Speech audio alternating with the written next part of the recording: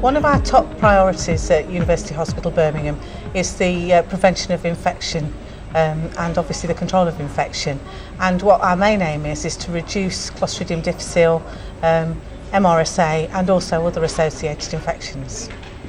Good hand hygiene is widely acknowledged to be the best way of preventing the spread of infection. However, we do know that health professionals don't clean their hands as effectively as they could do, nor use the best techniques. It is a mandatory requirement that health professionals clean their hands when entering and leaving a clinical area, and also between every single patient contact. Every member of staff has a responsibility to follow the infection control policies and procedures of the Trust. Staff also have a responsibility to ensure that members of the public follow procedures in reducing infections. As a Trust, we undertake random spot checks to ensure that our hand hygiene standards are being consistently maintained.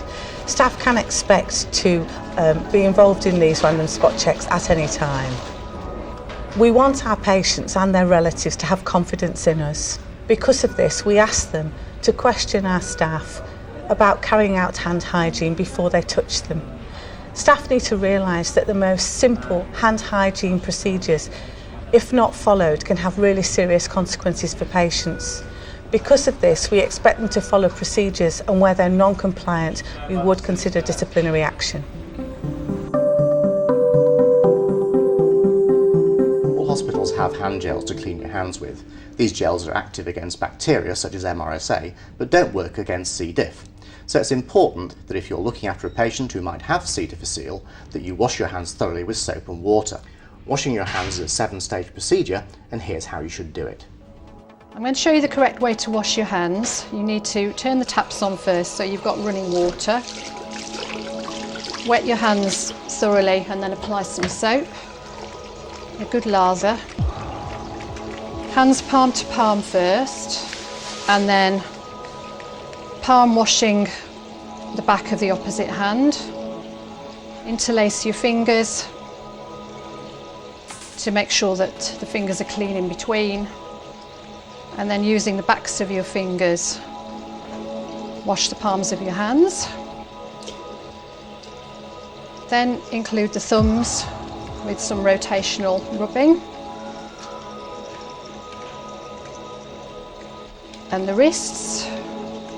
Try to do 5 movements of each, and then rinse off the soap under running water. Turn off the taps without touching them with your hands, and a good dry with paper towels.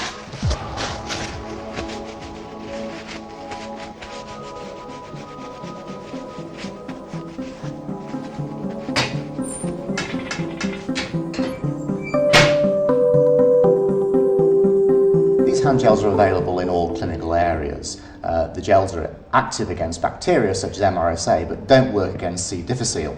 Therefore, if you're working in an area where there are patients with C. difficile, it's important to remember to wash your hands thoroughly with soap and water. The use of the gels is a 7-stage procedure, and here's how to do it. The alcohol gel is freely available around the hospital.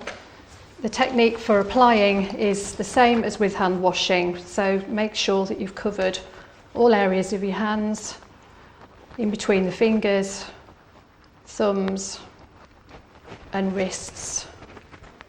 Exactly the same as with the hand washing. No need to dry separately. Once it's rubbed into your skin, that's it.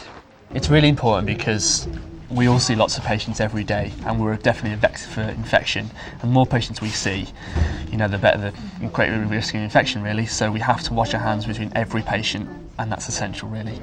It's very important to clean your hands so that we don't pass on our germs to patients, we don't receive their germs, and to stop cross-infection. This should be done before entering a ward and when leaving a ward.